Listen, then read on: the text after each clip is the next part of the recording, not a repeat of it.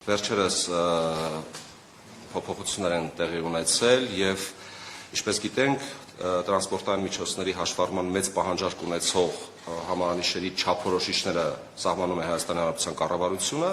իսկ դրանց հատկացման գները սահմանում է Հայաստանի Հանրապետության ներքին գործերի նախարարը եւ վերջերս կառավարության որոշման մեջ տեղի են ունեցել փոփոխություններ, այլ կերպ ասած լրացվել են հաշվառման մեծ պահանջարկ ունեցող համարանիշերի նոր չափորոշիչներ Եվ դրան արձագանքելով ներքին գործերի նախարարը ստորագրել է հրաման եւ սահմանել է այն գները, որով այդ հաշվառման մեծ պահանջարկ ունեցող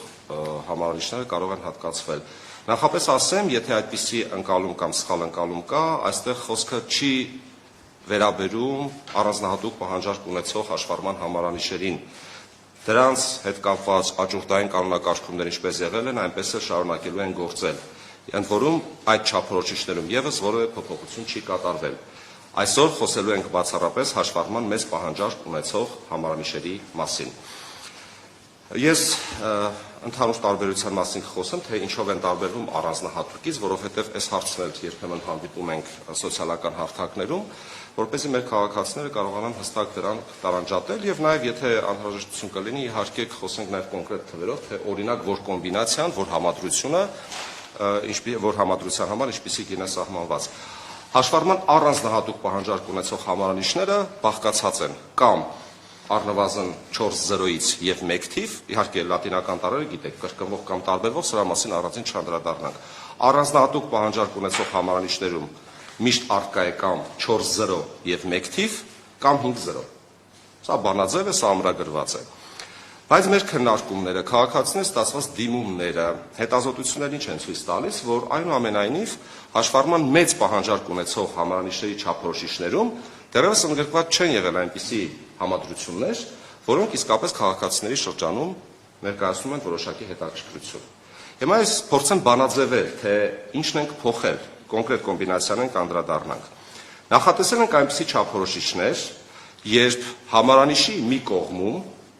դա կլինի 2 նիշ կամ 3 նիշը, թվերի մասին է խոսքը, միշտ գտնվում են զրոները։ Ֆիզիկական անձանց պարագայում գիտեք, սկզբից 2 զրո է, իրավաբանական անձանց պարագայում 3 զրոն է, կամ 2 նիշ եւ 3 նիշ համապատասխանաբար։ Լատինական տառերը, ինչպես բոլոր պարագաներում, կարող են լինել նույնը, այսինքն կրկնվող կամ տարբերվող։ Մյուս կողմում թվերից կամ նույն թիվը կրկնվում է,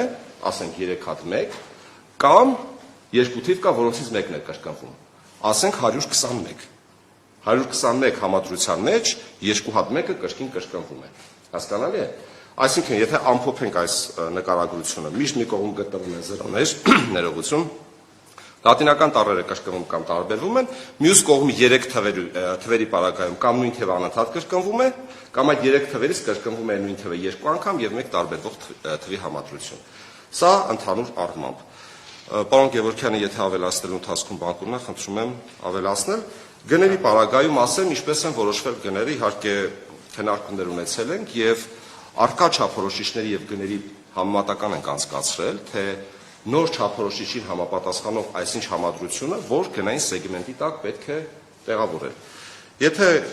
ձեզ կհետաքրքրի, ես կարծում եմ կհետաքրքրի պայմանական պատահականության սկզբունքով ես կարող եմ որոշակի այսպես ասած համադրություններ հրապարակել, ասեմ, որ գնային սեգմենտը 250,000-ից մինչև 8 միլիոն միջակայքում է սահմանվել, գիտեք երևի, որ մեծ պահանջարկ ունեցող հաշվառման համարանիշերի նվազագույն շեմը սկսվում է 60,000 դրամից եւ ավարտվում է 8 միլիոնով։ Այսինքն սա նշանակում է, որ ներքին գործերի նախարարի հրամանի առումով մենք բոլոր գնային սեգմենտներում չափորոշիչներ չենք ավելացրել։ Մենք ավելացրել ենք այս սեգմենտներում կառավարության որոշմամբ եւ հետո տեղայնացրել նախարարի հրամանով, որոնք տեղավորվում են 250,000-ից մինչև 8 միլիոնի միջակայքում։ Օրինակ, 250,000 դրամի սեգմենտում այսպիսի համադրություն ենք ավելացրել 00 պլյուս մինուս XXY։ Այսինքն, ինչպես ես նշել եմ, մի կողմ 0-ն է, սա ֆիզիկական անձանց հատկացող համարանիշ է, 2 հատ 0 մի կողմ, պլյուս մինուս նշանակում է տարբերվող լատինական տառեր, XXY իմացածն է, XX-ը կրկնվում է դա նույն թիվն է, Y-ը տարբերվող թիվն է։ Օրինակ, պատահականության սկզբունքով 00 A AB լատիներեն եւ 771 օրինակ։ Այսպիսի համադրություն։ Ունենք Օրինակ 600,000 դրամանոց սեգմենտից օրինակ բերենք XX պլյուս մինուս 3-0, էլի մի կողմ ունենք 0, էլի մի կողմ ունենք թվերի համադրություն եւ կրկնող կամ տարբերվող լատինական ուրեմն տառեր։ Նույն համաչափությունը պահպանված է նաև իրավաբանական անձանց հատկացվող համարանիշերի պարագայում, արդեն իմ ասած սկզբունքով 3 նիշը պարզապես գալիս է ավելի սկիզբ։ Ես նաև ասեմ, որ պարոն Գևորգյանի հետ էլ մենք այդպիսի քննարկում չէ, ուղղակի տեղեկատվության փոխանակում ենք ունեցել, խոսքը վերաբերում է այն հաշվառման համարանիշերին, որոնք պարունակում են 7 նիշ։